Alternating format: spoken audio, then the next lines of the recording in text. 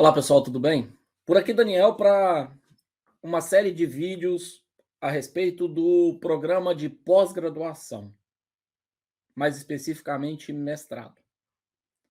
Nesse vídeo, a gente vai conversar sobre erros comuns na hora de pensar em um mestrado, em um doutorado, em um programa de pós-graduação.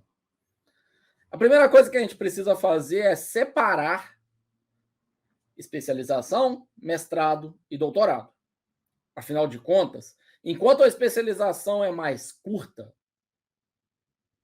e pode ser realizada em paralelo com um monte de outras atividades, o mestrado requer uma dedicação e, em geral, morar na cidade ou se deslocar com alta frequência para a cidade onde aquele programa acontece.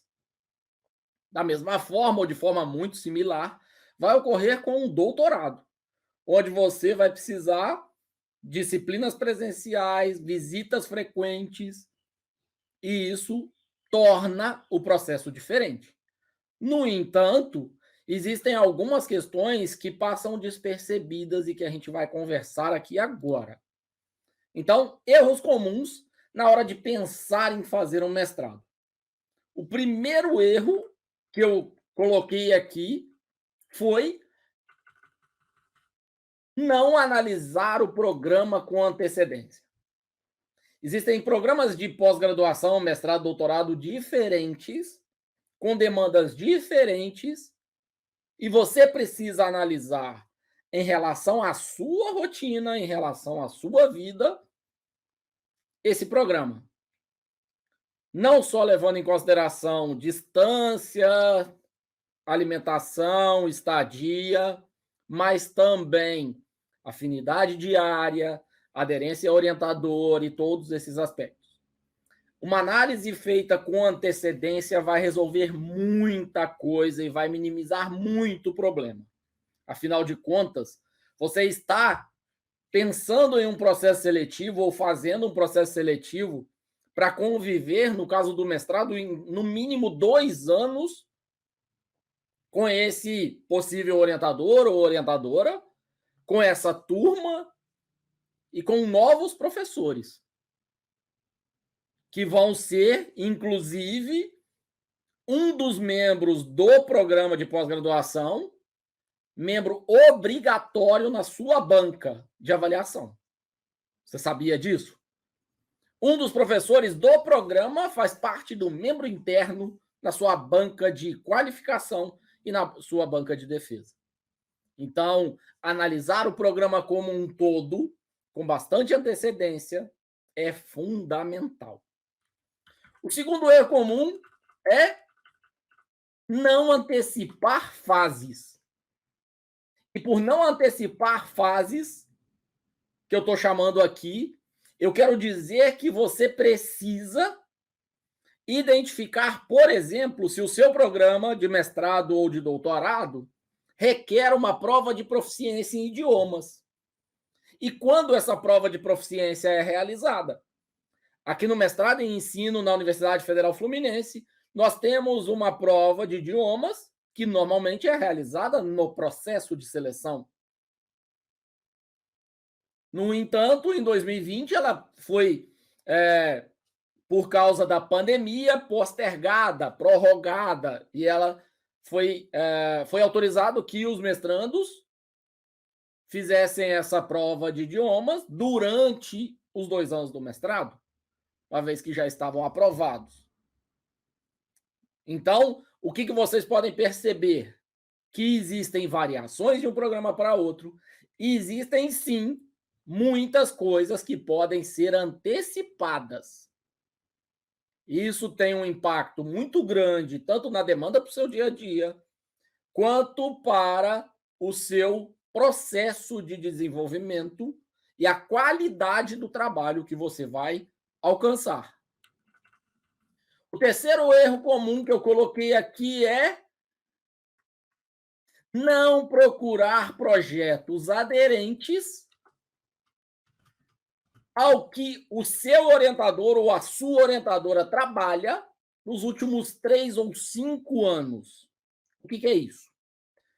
Como eu disse, num programa específico de mestrado, você está procurando um orientador ou uma orientadora, você vai precisar de um professor que supervisione o seu trabalho por 2 anos, e obviamente que, a menos que o seu trabalho seja algo extremamente relevante e o seu orientador ou orientadora tenha abertura para outras áreas, ou para aquela abordagem específica que você propõe, na maior parte dos casos, o orientador e a orientadora têm um projeto de vida, um projeto de pesquisa e uma preferência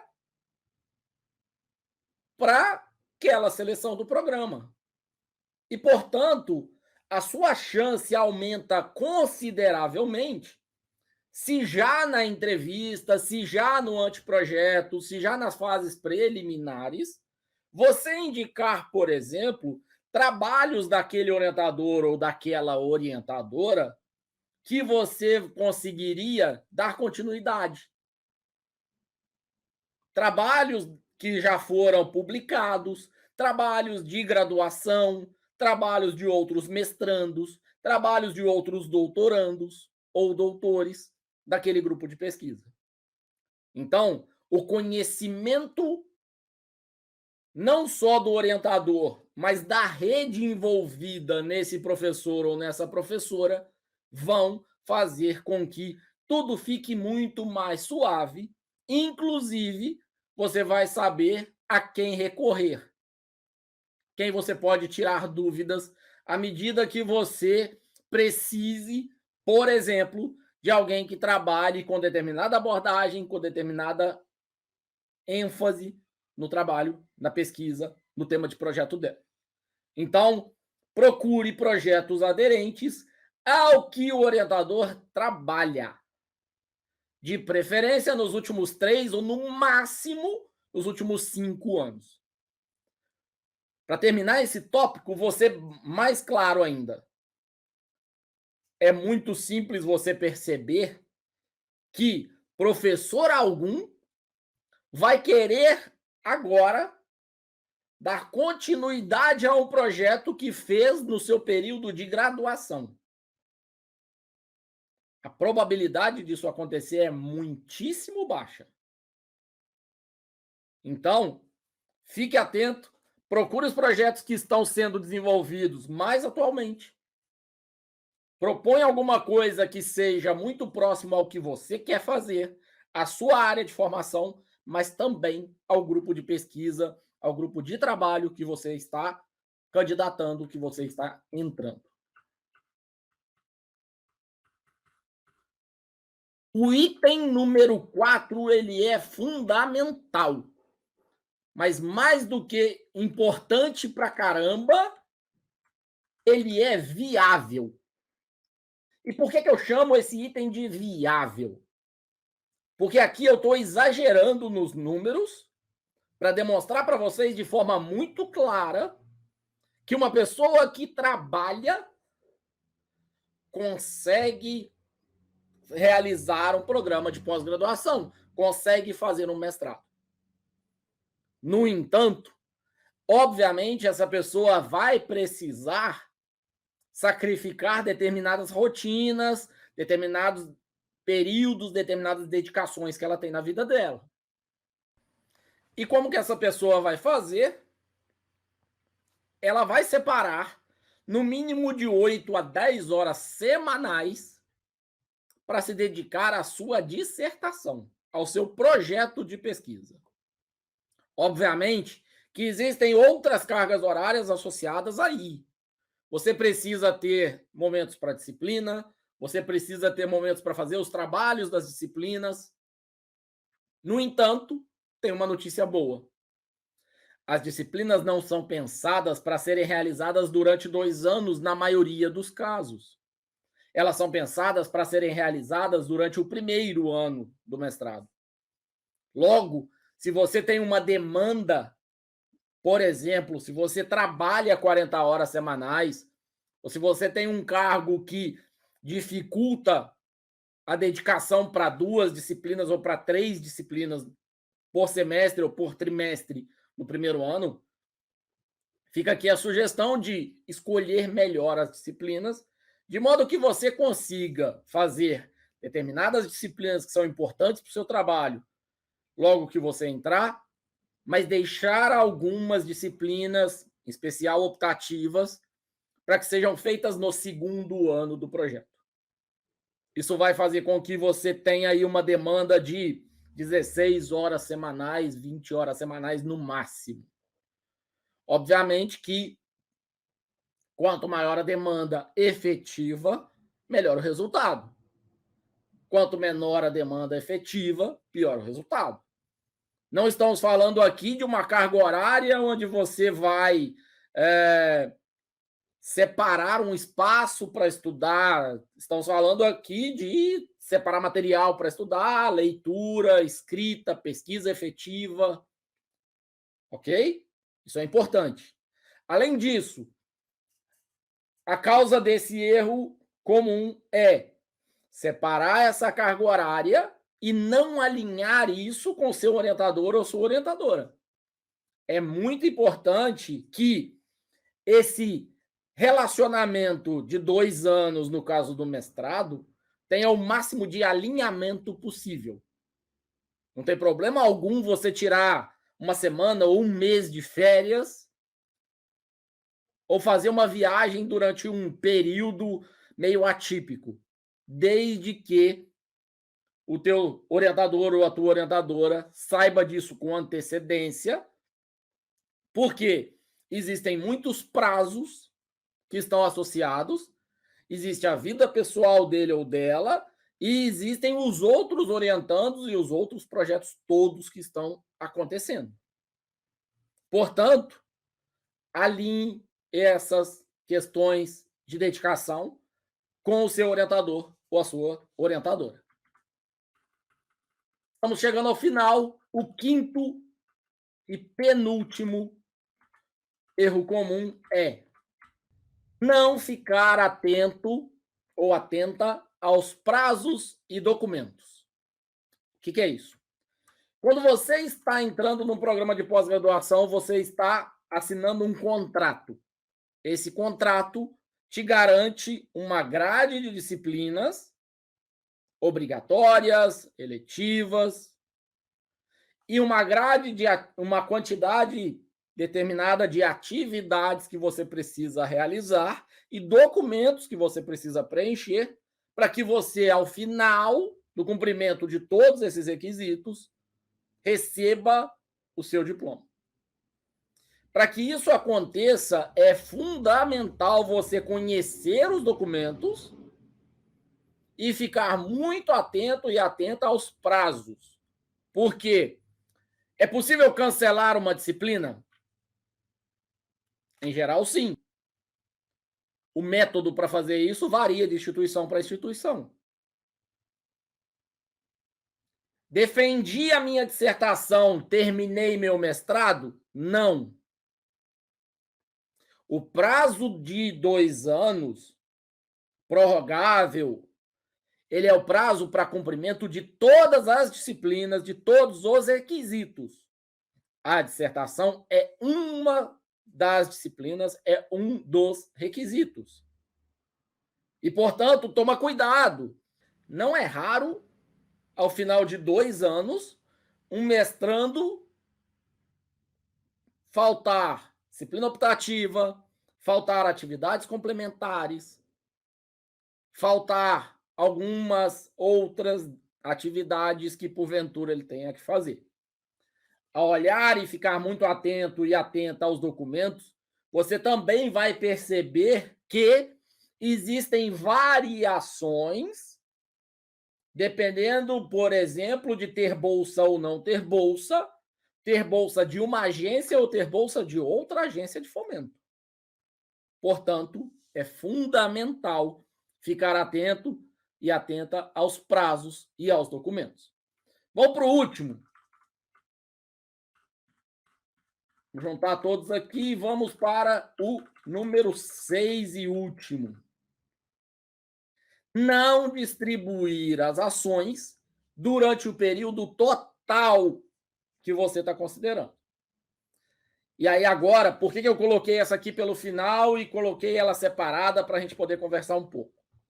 Primeiro, eu não estou falando de 2 anos. Podem ser 2 anos. Segundo, eu não estou falando que é melhor ou pior concentrar as atividades no primeiro ano ou no segundo ano. A distribuição ela é muito pessoal das duas pessoas normalmente envolvidas no processo. Orientador, orientadora, mestrando, mestranda.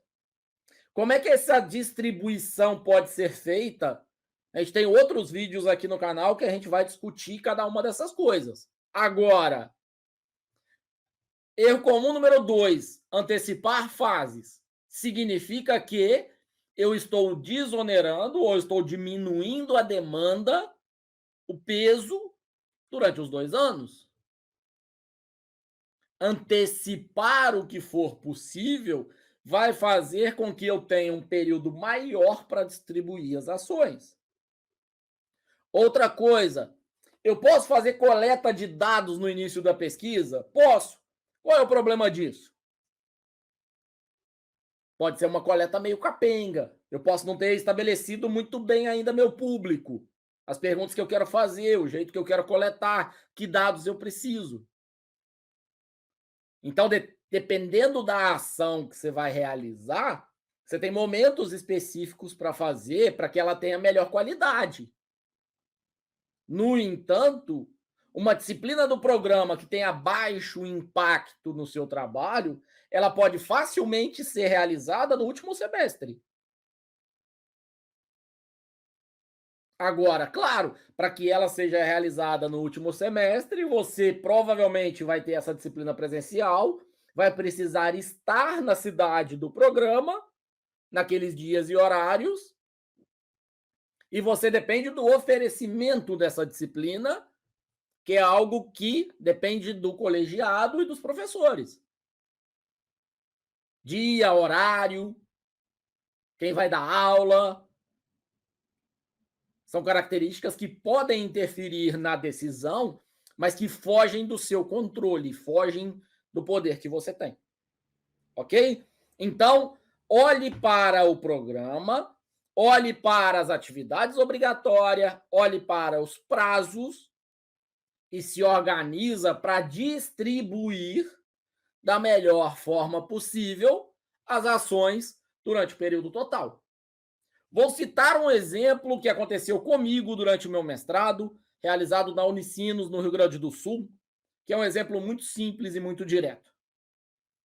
Na ocasião, 2004, eu não tinha essa noção de acompanhar os prazos e os documentos. Estava no Rio Grande do Sul, minha família de Minas Gerais, eu organizei minha viagem de Natal Ano Novo para visitar meus pais.